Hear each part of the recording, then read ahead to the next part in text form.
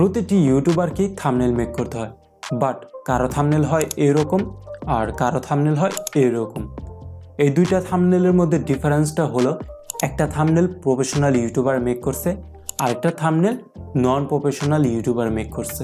আর এই দুইটা থাম্বনেলের মধ্যে একটা থাম্বনেল দেখে সাথে সাথে বোঝা যাইতেছে যে ভিডিওর টপিকটা কি আর ভিডিওর ভিতরে কি নিয়ে কথা বলা হয়েছে, আর আরেকটা থাম্বনেল দেখে সেটা বোঝা যাইতেছে না। একটা ভিডিও দিয়ে তো কিভাবে প্রফেশনাল থাম্বনেল মেক করতে হয় সেটা শেখানো সম্ভব না, জাস্ট ওয়েটা বলে দেওয়া সম্ভব। বাকিটা আপনার প্র্যাকটিসের উপর ডিপেন্ড করতেছে।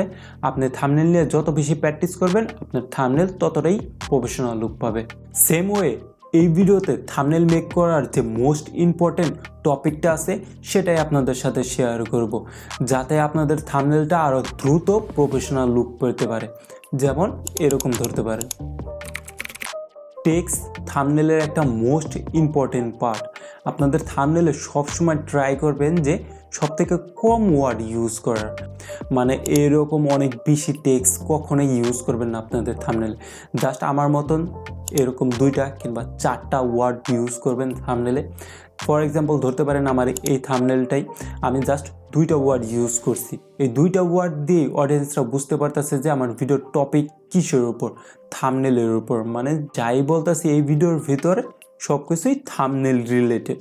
তো সবসময় ট্রাই করবেন থাম্বনেলে সবথেকে কম ওয়ার্ড ইউজ করার। আর একটা বোনাস টিপস হলো আপনাদের থাম্বনেলে ফেস রিয়াকশন ইউজ করবেন, মানে এরকম ফেস রিয়াকশন ইউজ করবেন, এতে অডিয়েন্সের সাথে আপনার কানেকশন বিল্ড হয়।